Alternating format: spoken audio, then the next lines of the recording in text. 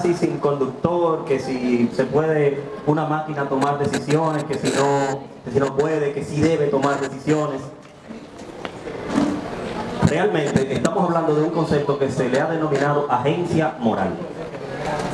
La agencia moral es muy utilizado en la literatura filosófica, especialmente en la literatura que tiene que ver con la ética, ¿no? con esto de la moral, y que hemos estado viendo desde el caso del profesor Dolores Silverio, que hablaba del relativismo moral. La agencia moral hace referencia a la capacidad de un sujeto, o un objeto, en este caso, de tomar decisiones y entonces juzgar esas, ¿verdad? Nosotros podemos juzgar esas decisiones como buenas o malas. Se han establecido, a partir de la revisión de la literatura... Hágalo sentado para que dure más. Molesta? No. Sí, para que así te dura más. Sentado dura más. Me pide el compañero que se siente cómodo. Claro, porque así dura más hablando. No necesariamente. No, yo traigo las notas aquí precisamente para no pasarnos de la hora. Okay. Porque es un tema interesante, pero también hay algunos elementos que quiero compartir con las personas que nos acompañan. Cuando se revisa la literatura sobre el concepto de agencia moral, se hace referencia a por lo menos 4 dimensiones para usted poder decir que una cosa o una entidad tiene agencia moral. Uno es la autonomía, el otro intención, el otro conciencia y finalmente libertad. Y según Eulogio Romero. Sí, Eulogio tiene una clasificación sobre la agencia moral, sí, en los medios y la sociedad que lo juzgue, ¿no? Pero es una construcción muy eulogiana, y lo que yo estoy planteando realmente es una lectura de toda una tradición ya que se ha construido ahí, y el aporte de Eulogio viene también en esa línea, ¿no? La autonomía hace referencia a la capacidad de tomar decisiones independientes basadas en los propios principios, en los propios valores, en los propios razonamientos, ¿no? Si no tiene autonomía, entonces las acciones del individuo son vistas solamente como respuestas automáticas. Por lo tanto, no hay una agencia moral. La intención es digamos que la capacidad de dirigir la voluntad hacia un resultado. O sea, yo quiero conseguir un resultado, entonces yo llevo a cabo estas acciones. Hay una intencionalidad en las acciones, eso es la intención. Tiene que haber autonomía, tiene que haber capacidad, ¿no?, de actuar intencionalmente. Adicionalmente, tiene que haber conciencia para que una persona, un individuo, una cosa sea considerado como un agente moral, es decir, un sujeto al que se le puede juzgar sus actos. La conciencia. La conciencia es la capacidad de ese individuo estar plenamente presente, atento a sus acciones, poder reflexionar sobre ellas, poder dar razón de lo que está haciendo. Y finalmente, la libertad hace referencia más a la libertad de elección y tiene que ver con la posibilidad de elegir entre muchas opciones. Tienes opciones diversas y puedes elegir una entre ellas, ¿no? Con autonomía y con conciencia, y basado en una intencionalidad.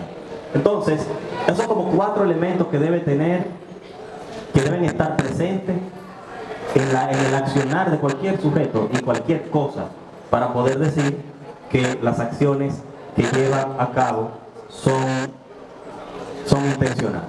Entonces, yo traía un video, pero el espacio no es favorable para colocar un proyector, no se vería gran cosa. Se puede buscar en YouTube abierto. Hay muchos videos que son falsos, ¿no?, fake, sobre los autos voladores. Pero hay uno en el que una periodista pone a prueba un auto volador autónomo. No solo vuela, es un dron gigante, sino que se autodirige. Se programa desde la ruta, para allá que vamos, y él lo lleva por la mejor ruta incluso.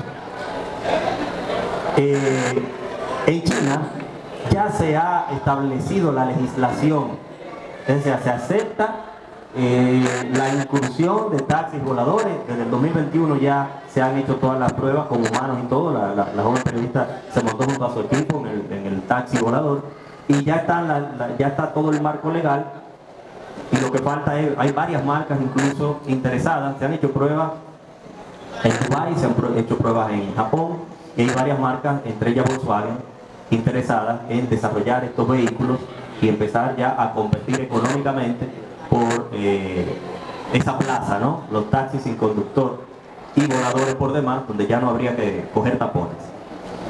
¿Qué pasa con esto?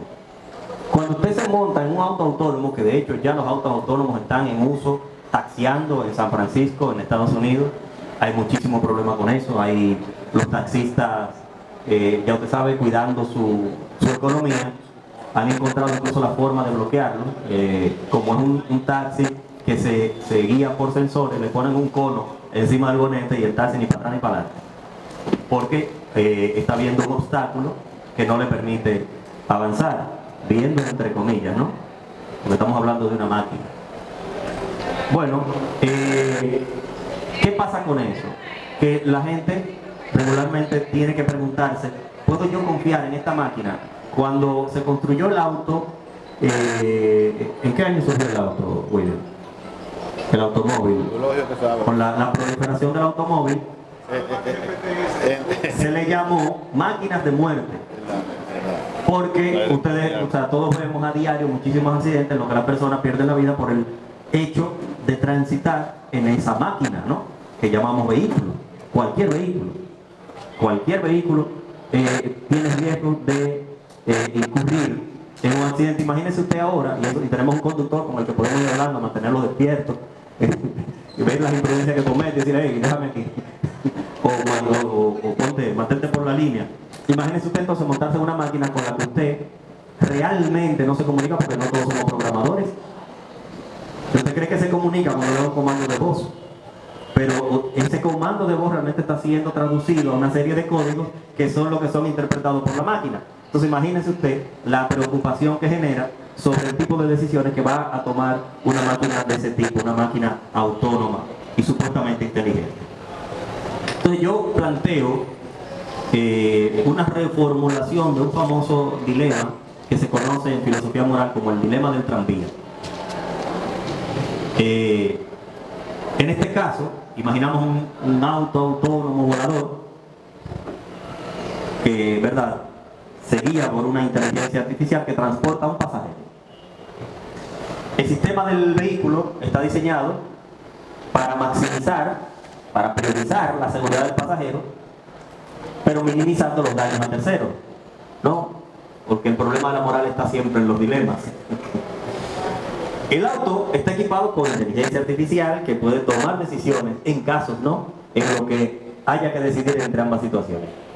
Supongamos que el auto vuela sobre una zona poblada, o urbana, densamente poblada, y de repente hay un fallo crítico, por lo que sea. Una vez que una bandada de gansos chocó con un avión, hace poco, ¿no? Eso no estoy hablando de la historia antigua.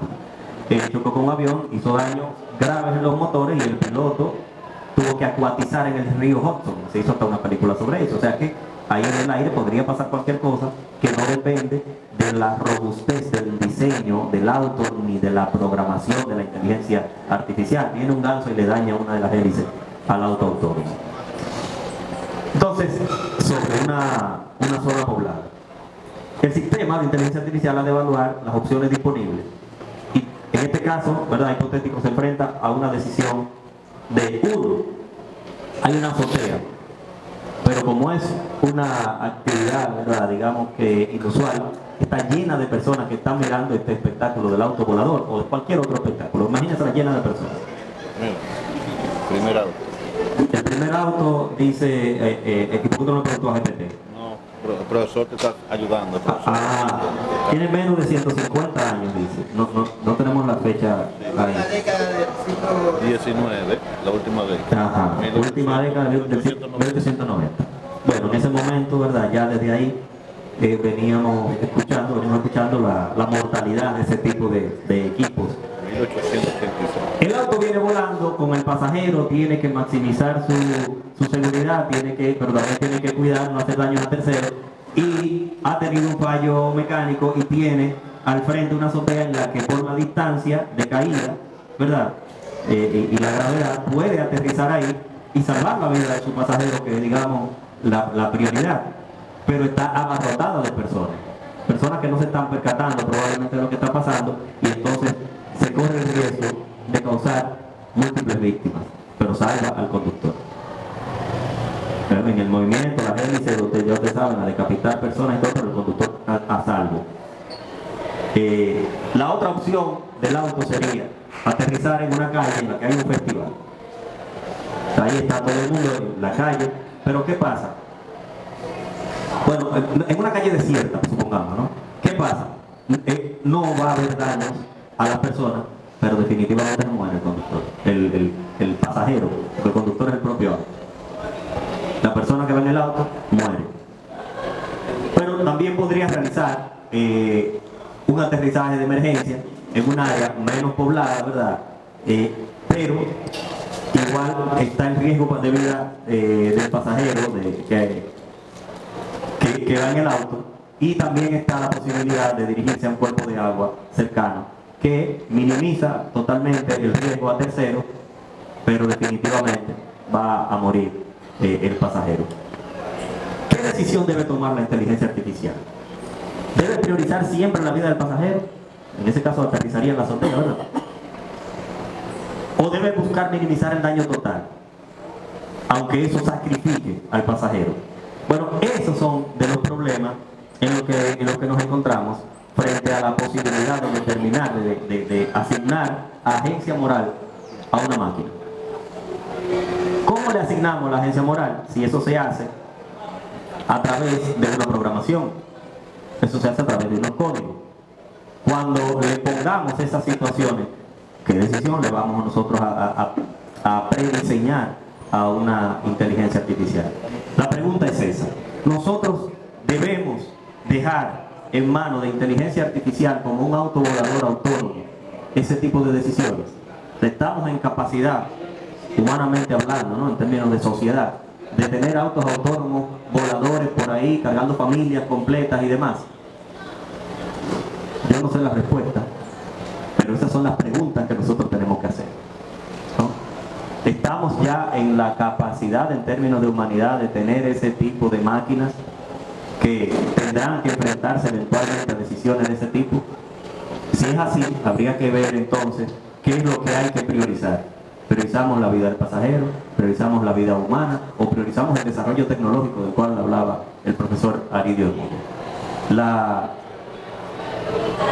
tarea de la filosofía regularmente es esa, plantear preguntas. Y yo espero, ¿no?, que esa pregunta nos mantenga pensando, porque no estamos hablando de ciencia ficción.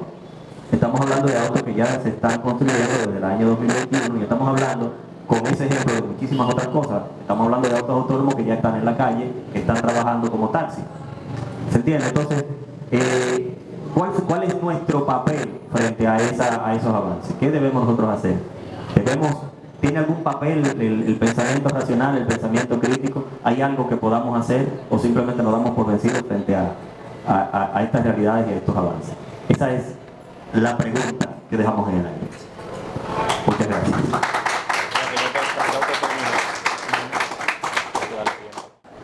Bien, gracias por estar presente. La pregunta que nos convoca, esta tradicional actividad 24 horas de filosofía, en este caso dedicada al profesor doctor Enerio Rodríguez, tradicional por lo paulatino, lo que siempre se viene haciendo en el momento de la discusión. El tema es si pueden las máquinas tomar decisiones éticas, o si deberían tomar decisiones éticas. En principio, hay una serie de elementos que debemos ponderar desde el punto de vista filosófico. Primero, ¿quién puede tomar decisiones éticas? Porque los postulados que presentó de manera certera el maestro Edwin Santana son propios solo y solo sí a los seres humanos, en principio. Es decir, y los seres humanos, que es una construcción social, en virtud de que no nacemos humanos, nacemos como los demás, pertenecemos al reino animal, y como tal nacemos animales. Ahora, aquellos animales que no pueden ser humanizados, los denominados animales irracionales, ya eso de principio no pueden tomar decisiones éticas, porque no tiene la condición moral. La condición moral es algo propiamente del animal que se ha humanizado, que es lo que le llamamos seres humanos, que es a su vez una construcción social. Luego, en la pregunta, ¿pueden las máquinas tomar decisiones éticas? Tendríamos que hacernos la pregunta: ¿qué es una decisión? ¿Qué es una decisión? Porque en principio, si asumimos que toda reacción automática o mecánica de un artefacto, si lo asumimos como una decisión, ya entonces estamos abriendo un gran espectro. Porque entonces, de ser así, los radios convencionales, que usted le da un botón y sube el volumen, entonces estaríamos asumiendo que eso sería una decisión. O que si le doy a un control para que suba, también estoy asumiendo que eso sería una decisión. Pero vamos a tratar de poner algunos ejemplos. Las máquinas que hoy en día tenemos de uso, que de una u otra forma nos están permitiendo facilitarnos cierto trabajo. Hay un pensador estadounidense llamado John Searle, se escribe Searle, John C., que él presenta en contra de que las máquinas pueden tomar decisiones éticas. Ya hablaremos sobre otras cosas más. Él presenta el ejemplo de la caja china. Pero yo voy a, en lugar de explicarle la caja china, yo le voy a poner un ejemplo simple que me pasó a mí en el bachillerato, de manera específica en cuarto de bachillerato, que daban geometría, trigonometría geoespacial, algo así era como geoespacial, que se brega mucho con las funciones. Había una tabla de las funciones trigonométricas, seno, coseno, que eran seno, coseno, tangente, cotangente, en fin, secante y cosecante. Bueno, en ese tiempo, en el bachillerato, a uno le daban un temario. Uno estudiaba el temario, que de ahí salía todo. Pero en el temario había un ejercicio, uno en específico. Y ese ejercicio era específicamente con las funciones trigonométricas, y la conclusión era que iba a dar 0. Pero había que hacer una serie de operaciones. Por ejemplo, yo recuerdo que la primera línea era seno sobre coseno por tangente sobre cotangente, que era igual a la secante sobre la cosecante, y en fin, y era todo ese tipo de cosas. A sinceridad, yo el ejercicio no me lo sabía, pero había que aprendérselo. Pues yo, ¿qué hice? Yo me lo aprendí de memoria, mecánicamente. Es decir, en la primera línea tengo que poner seno sobre coseno por secante sobre secante más tangente sobre cotangente, y yo me lo aprendí. ¿Sabes lo que hace? Sí, el ejercicio, gracias a Dios me lo aprendí, y gracias a Dios salió en el examen. ¿Y yo qué hice? Yo hice mi ejercicio y esos puntos yo me los gané, porque para el profesor yo aprendí a hacer la atracción sobre las funciones trigonométricas. Ahora, yo tenía conciencia de eso, yo estaba pensando sobre eso. No. Otro ejemplo, que el profesor Flete, que es amante del cine, estudioso del cine, conocedor de filósofo. Exacto. El profesor Flete, que es muy conocedor del cine, conoce muy bien la historia de que Antonio Banderas en sus inicios tenía problemas para aprenderse el inglés. ¿Y qué hizo? Se aprendió las palabras que tenía que decir sin saber lo que tenía que decir, y quedó excelente. Ahora, ¿él estaba consciente de lo que estaba diciendo? No.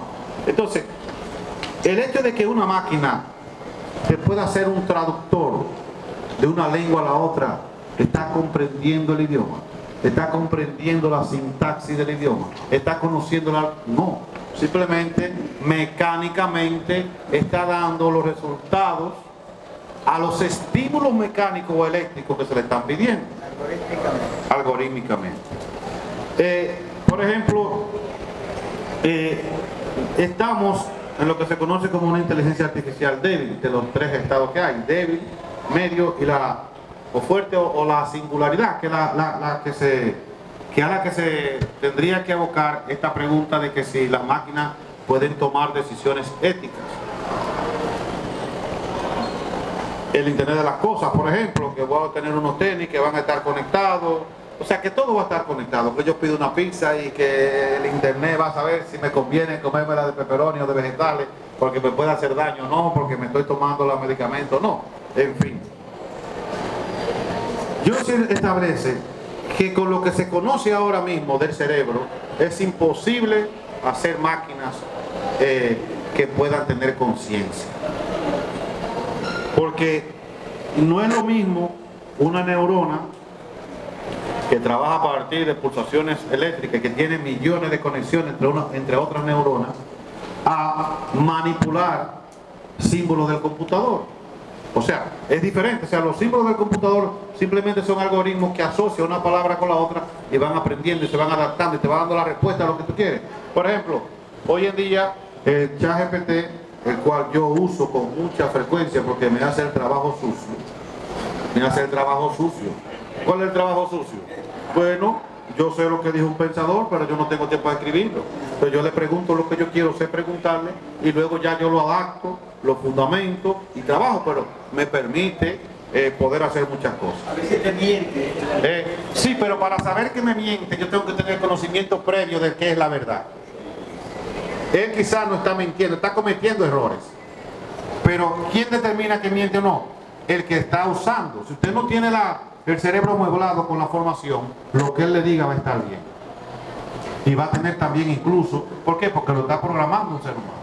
Entonces, eso que le llaman inteligencia artificial de ChatGPT, realmente no es inteligencia artificial. Realmente son algoritmos programados. Es artificial, pero no es inteligencia. Bueno, de ser así tendríamos que desnudarnos de cuerpo y de alma para también nosotros no ser artificiales. ¿Por qué? Porque hasta nuestros pensamientos son artificiales. Los lentes, usamos ropa, o sea, tendríamos que reducir al ser humano a cuando vivía en la copa de los árboles, quizás aún ahí. No era ni siquiera humano. Pero ahí es que quizás no sería artificial porque no era humano. Porque desde que se hace humano, no hay cosa que sea completamente natural del ser humano. En ese sentido, entonces. Ahora bien, como le decía, lo moral, que es algo propiamente humano, no puede ser de las máquinas. Las máquinas no nacen con moralidad, como nacemos los seres humanos. Ahora bien, la gran pregunta sería, en principio, ¿qué es lo que nos hace humanos? Porque, por ejemplo, en las investigaciones que se están realizando actualmente, ustedes saben que nosotros somos presas públicas de todo lo que hacemos y decimos. En el sentido de que los celulares, y cuando tienen la forma de monitorearnos, por eso usted habla de un tema de zapatos y cuando entra al internet a buscar cualquier cosa le salen anuncios de zapatos. ¿Por qué? Porque estamos siendo monitoreados sin consentimiento consciente, porque inmediatamente le damos a aceptar a las políticas de privacidad del uso del internet, esas cosas, estamos dando un consentimiento inconsciente, porque no sabemos lo que estamos dando el consentimiento. No lo da una gente, porque hay un programa que hace eso. Exactamente. Pero a lo que voy es que ya está un estudio de una aplicación que se llama, si no me equivoco, Sócrates. Y es que ustedes se imaginan, por ejemplo, que ustedes permitan que desde una aplicación puedan monitorearlo completamente a ustedes. Todo lo que usted hace, la aplicación lo va asumiendo, lo va asumiendo, lo va asumiendo. Y luego, imagínense, 30, 40 años, la aplicación recopilando datos suyos. Entonces, ¿qué ocurre? Luego, usted no tuvo la suerte, que no van a tener la mayoría de ustedes, yo espero que yo sí, que el transhumanismo llegue a ser barato, que yo pueda durar hasta que yo quiera, hasta que me canse de vivir. Imagínense 50 años esa aplicación recibiendo información. Y entonces con todos esos datos se elabore una especie de Siri o de Alexa.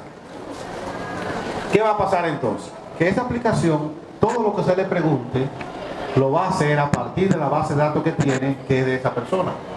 Es decir, si nosotros vamos a decir que reducimos, que lo que nos hace realmente humanos es el pensamiento, entonces esa aplicación puede dar respuestas en la forma como pensaba la persona que permitió ese tipo de cosas, con los gestos, con los exabruptos, ese tipo de cosas.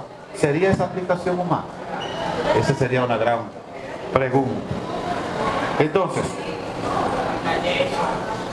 en la actualidad, ¿es posible construir un cerebro? No, porque es imposible construir aquello que se desconoce. Y no conocemos todas las cosas del cerebro.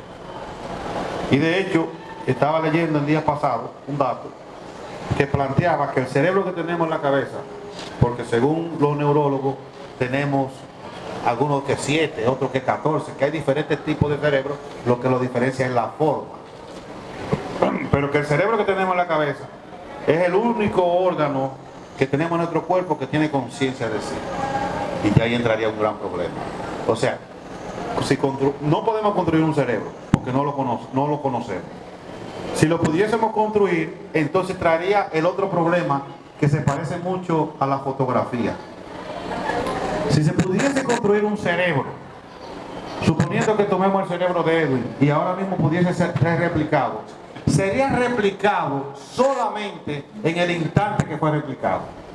Es decir, posterior a eso ya no, y anterior a eso tampoco. Sería solamente lo que tenga ahí, por lo menos en lo que se tiene conocimiento a esta situación. Entonces, ¿por qué no se puede construir un cerebro? Porque hoy en día es imposible construir todavía una neurona que imite a una neurona del cerebro. Por lo tanto, porque poseer mente, inteligencia, conciencia, estados mentales, todo eso junto, es mucho más que una manipulación de símbolos, que es lo que hacen las aplicaciones. ¿Qué es lo que nos puede llevar a confundirnos entre que si algo piensa o tiene conciencia o no? En que eso está dando la respuesta a las cosas que normalmente el ser humano hace. O sea, eso está imitando lo que nosotros hacemos. Entonces, ser inteligente y tener conciencia son cosas que hoy en día las máquinas no pueden hacer. De manera, yo que soy amante de la tecnología, porque me ayuda mucho la tecnología. Hay cosas que en otros tiempos a mí me tomaba 6 meses hacerlas. 6 meses hacerlas.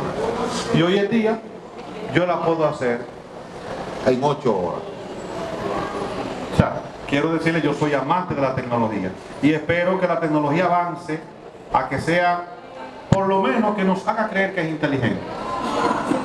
Por ejemplo, hoy en día tenemos ahí en los medios de comunicación un problema con los supuestos semáforos inteligentes. Bien, ¿qué es lo que harían los semáforos inteligentes realmente? Dar paso a donde sea más el tapón, donde pueda ser fluido, y habría una especie de, diríamos que una inteligencia superior a esos semáforos inteligentes que guiaría el tránsito. Pero ¿qué es lo que está haciendo realmente? Es trabajando a partir de estímulos. Solo a partir de estímulos. O sea, los semáforos inteligentes te pueden incluso de poder recabar información de qué vehículo va. Y si tiene informaciones biométricas y puede captar la imagen de la persona que va allí, podría decir quién es el que va ahí. Ahora, ¿tiene conciencia de eso? No.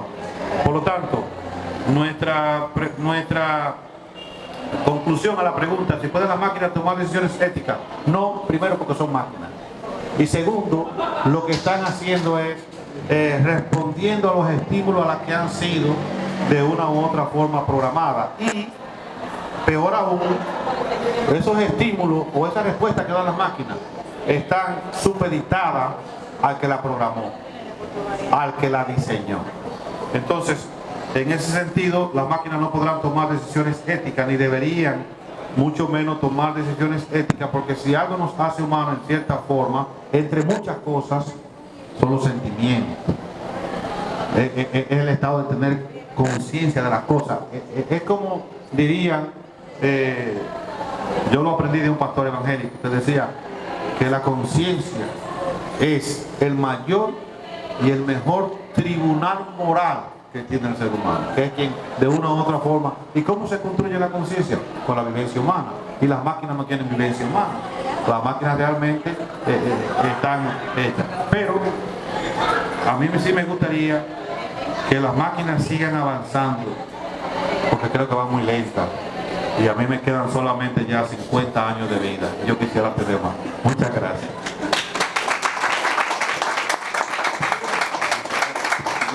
Llegó el turno de la pregunta sobre este tema tan interesante como si las máquinas pueden tomar decisiones. Es interesante porque pensar que un taxi puede venir sobre el conductor y un tercero nos lleva a muchas preguntas. ¿Pueden levantar la mano? Yo no voy a hacer una pregunta, pero sí le voy a agradecer al profesor la explicativa, a ambos, la explicativa que dieron en una forma tan llana que todos pudimos entender, hasta los que no somos maestros, filósofos, pudimos entender con claridad el tema que se está tratando. Le agradezco eso. Muy bien. Muchas gracias, muchas gracias. Las preguntas son para ti. Sí, la respuesta para usted.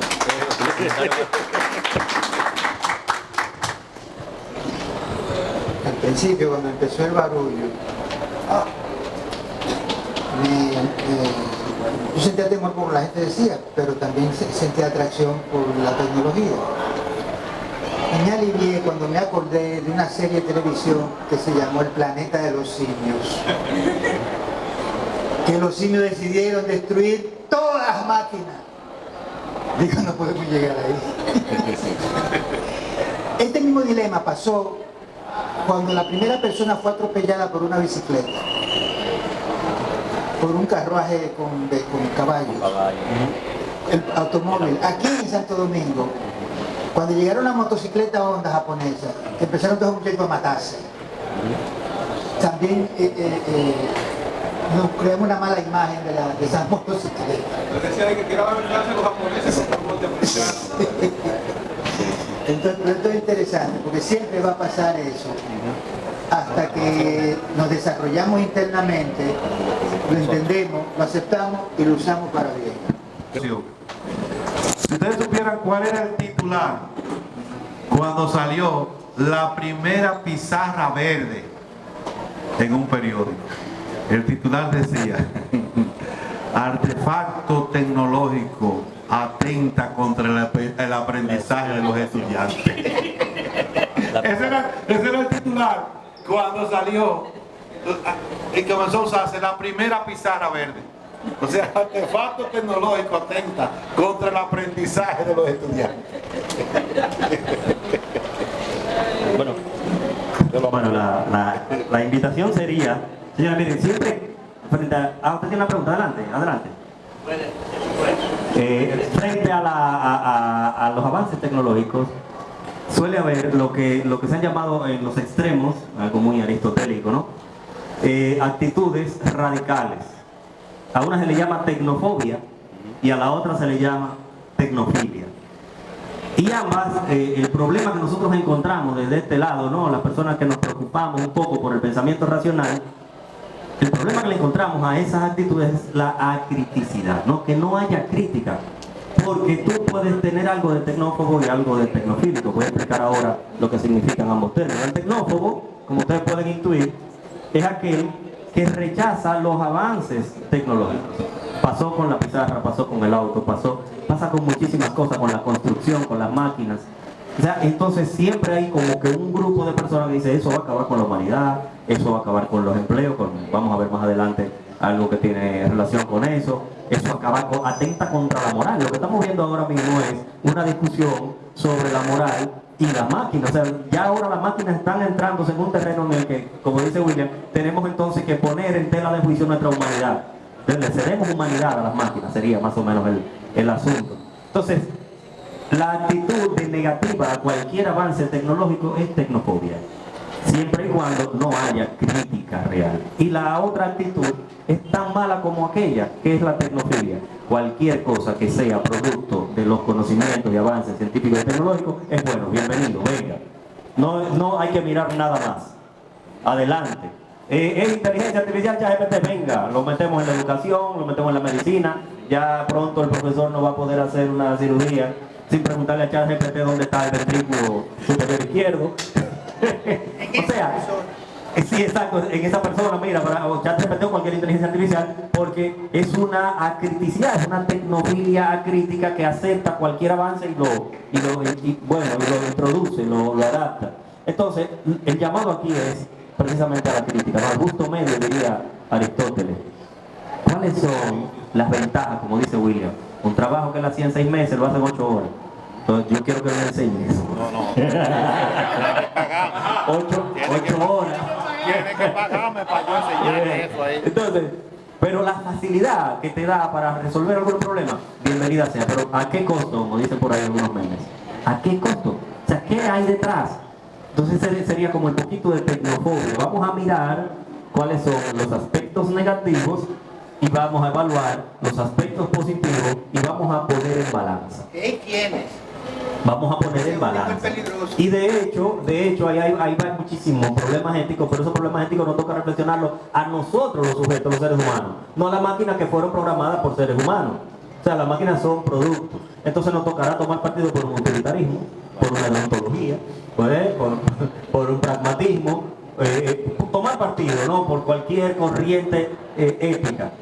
Pero nos toca a nosotros, los seres humanos, juzgar el papel de las máquinas, el papel de los avances y la tecnología de manera crítica sobre todo. Agregando algo a lo que plantea el profesor Edwin.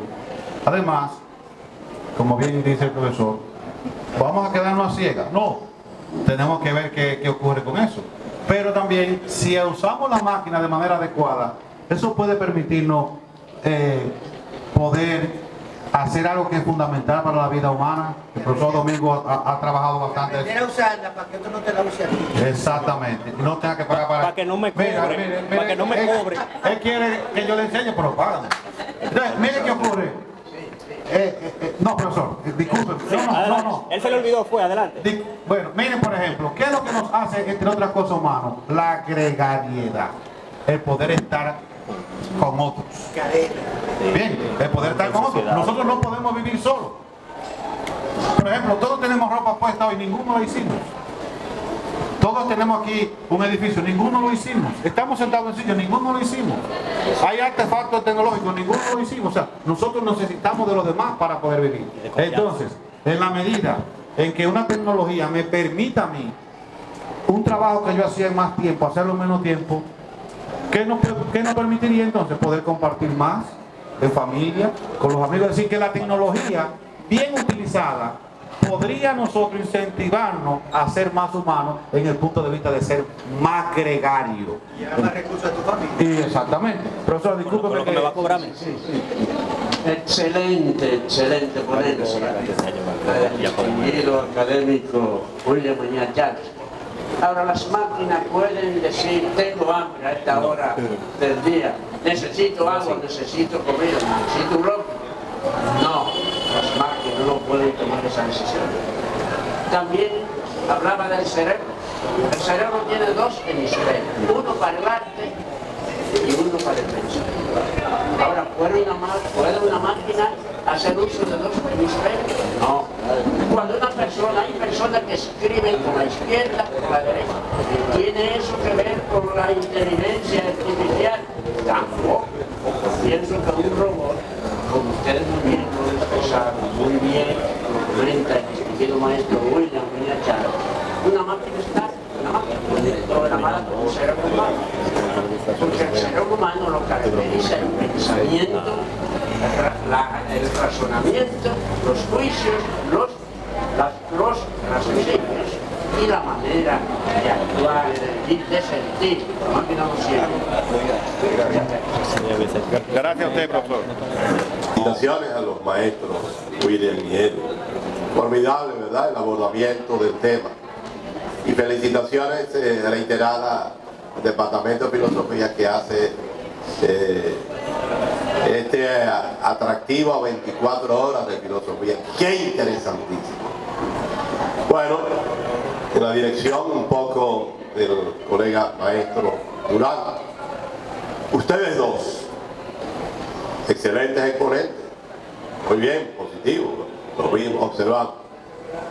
¿Cuál es el punto de equilibrio que ustedes establecerían como pensadores, como investigadores, como maestros, entre la inteligencia artificial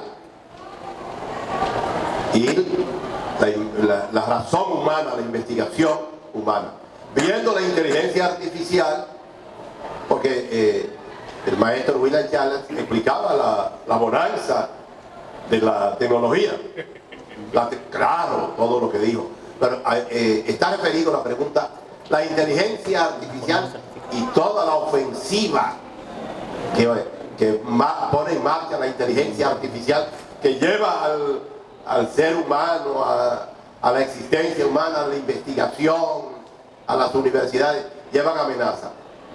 Reitero la pregunta, ¿cuál es el punto de equilibrio? Ustedes en una posición visionaria entre la inteligencia artificial y la razón humana de existencia científica. La pregunta que usted hace es sumamente interesante, sobre todo que llama a una reflexión. El punto de equilibrio para William Mejía Chala es la siguiente: la inteligencia artificial no es más que un instrumento, o sea, los artefactos. Por ejemplo, profesor, si yo ahora le preguntara a usted, voy a poner el ejemplo por la confianza. Si yo le pregunto a este profesor, en 10 años, ¿cuántos segundos hay? Bien, ¿usted qué va a hacer? Dos cosas. O entra a internet y le pregunta ¿cuántos segundos hay en 10 años? Si quiere hacerlo más rudimentario, usted va a buscar una calculadora y va a multiplicar 365 por 10, por 30, por 24, por 60 y por 60. Y ahí le salió, ¿cierto? Bajo ningún concepto ya hoy, usted no va a decir 10, va a coger un papel, 10 por 365, y eso que me dé ahí, lo voy a multiplicar por 30, y después lo voy a multiplicar por 24, y después lo voy a multiplicar por 60, y después lo voy a multiplicar por 60, y ahí están los segundos. ¿Verdad que no lo hace así? Ahora bien, profesor, ¿qué ocurre? ¿Cuál es el punto medio? Saber hacer esas cosas, ¿verdad? Tener la conciencia de saberla hacer, pero preguntársela a la inteligencia artificial para que sea más corto. Entonces el punto medio es aquella persona que no lee y revisar los resultados. Aquella persona que no lee va a tener problemas. Le voy a poner otro ejemplo. El otro día, porque yo dialogo con ChatGPT, le hago preguntas para ir, porque en lugar de estar ocioso troleando un celular para ir para abajo, me pongo a preguntarle de cosas. El otro día le pregunto, mira, hazme una comparación estadística. Primero hay que saberle preguntar. Le digo, conviértete en especialista de estadística de las Grandes Ligas y en historiador de los datos de las Grandes Ligas, y hazme una comparación entre Nolan Ryan y Roger Clemens, que son dos pitchers que usted disfrutó mucho, profesor, y usted también. Estas personas que no conocen el béisbol no lo disfrutaron. Y me hizo un cuadro comparativo. Después que me hace el cuadro comparativo, yo que conozco un poco, veo que me ponen los no-hitters, la blanqueada, los juegos que tiraron, los ponches. Pero ¿qué ocurre? Hubo un dato fundamental que nos puso: los juegos de un hit de Nolan Ryan, que superan con mucho a los juegos de un hit de Roger Clemens. Entonces yo le pregunté, ajá, ¿y por qué no me pusiste los juegos de un hit? Y me dice, pues espérate un momento, y me lo puso. ¿A qué le quiero decir con eso? A lo que plantea el profesor Eulogio. O sea, yo le estoy pidiendo la información para yo no tener que perder tiempo buscándola, pero yo estoy consciente de qué información me va a dar y tengo que saberse preguntar. Por lo tanto, todos esos artefactos tenemos que usarlos como un medio, nunca como un fin. Yo estoy de acuerdo con William, no podemos tomar más tiempo, porque acá ya tenemos al profesor Alredo. Muchísimas gracias a ustedes por su pregunta. ¿Hay más preguntas? No, adelante. Eso me dará el tiempo a mí para responder entonces. Sí, te toca a ti. Yo entiendo que está, bueno, primero felicitar la Escuela de Filosofía, que cada cierto tiempo hace esta actividad de 24 horas con la filosofía, que le permite a uno tratar estos temas, pensar un poco en el mundo en que estamos. Yo creo que estamos frente a un salto tecnológico en los tiempos actuales, muy parecido a cuando yo era estudiante aquí, que escribí en máquina de esa Olimpia. Sí, y entonces había hecho un curso y hasta escribía esto. Y luego cuando hice el curso a computadora, entonces me di cuenta que estamos frente a otro mundo, que el mundo de las máquinas es muy diferente al mundo de la computadora. Se había producido un salto. Entonces cuando yo veo ahora autores de libros, mira, yo cogí un libro ahora que lo hicieron el 12 de octubre. El mismo autor hace un libro el 19 de octubre. Digo, pero ven acá, entre el 12 de octubre y el 19 de octubre lo que hay son 7 días. 7 días. Eso significa que en 7 días él hizo el libro. Claro. ¿Y cómo pudo ser esto? Entonces, cuando veo la cantidad de obras que tiene, que no hace tanto que empezó a escribir, tiene 250 libros. ¿Y frente a qué mundo es que estamos? Cuando hablo con los muchachos me dicen, no, pero una canción que usted hace, en 2 horas y media ya el público la está escuchando. Ya pasó ediciones, pasó todo el proceso. Bueno, la lírica no hay que decir, porque eso llega crudito, eso no hay que llega con tanta... Pero estamos frente a un mundo que eso va a crear un impacto en la sociedad muy fuerte, quieras o no, la rapidez con que va, eso terminará impactando en la sociedad. Entonces, ¿ustedes creen que estamos realmente frente a un salto tecnológico?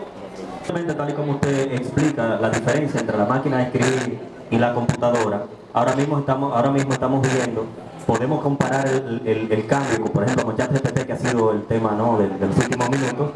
Ya no es lo mismo buscar en Google que preguntarle. De hecho, ya utilizamos un concepto distinto. No es buscar en Google, no es buscar en GPT, sino preguntarle a una inteligencia artificial sobre lo que nosotros queremos saber. Evidentemente estamos frente a un salto. Y el punto de equilibrio, estoy de acuerdo, decía, con el profesor William, pero yo le agregaría también no olvidar cultivar el espíritu, porque en el momento en el que la inteligencia artificial te miente, como dice el profesor Arillo, en el momento que te da una información falsa, como pasó con el ejemplo que puso William, lo que te queda es lo que tú conoces, lo que tú sabes, porque estás no dejas de estar frente a una máquina. Adicionalmente, desde el punto de vista ético, otro punto de equilibrio para enfrentar ese salto al que estamos asistiendo en la actualidad, podría venirnos bien releer, retomar a Hans Jonas y la ética de la responsabilidad, que propone el malum como perspectiva de juicio frente a cualquier novedad, como en este caso la inteligencia artificial. El malum es prestar atención a las consecuencias negativas. Por ejemplo, usted decía, este señor ya ha escrito 250 libros en poco tiempo. Esos 250 libros van a engrosar, Están todos en Amazon ya. están todos en Amazon y van a engrosar la Big Data, la cantidad de información y de datos que nosotros recibimos, hasta de la propia inteligencia artificial, del internet, por los medios de comunicación, y eso a su vez ya ha sido estudiado. Eso se llama infoxicación, porque el ser humano no tiene la capacidad de procesar tanta información.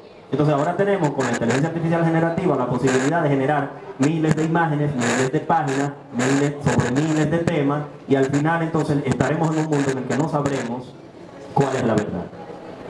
Porque la inteligencia artificial no tiene un principio ético que dice, yo defiendo esta perspectiva. O sea, tú le dices que te hable por un lado de una cosa y que te hable, que defienda otro punto de vista, y probablemente lo va a hacer, porque estamos frente a una máquina, ¿no? Entonces vamos a tener informaciones contradictorias. ¿Y dónde queda la verdad? Esta es una de las perspectivas hacia la cual tenemos que mirar, y donde el malum de la ética de la responsabilidad de Hans Jonas podría ayudarnos a llamar la atención, a discernir y actuar frente a estos avances.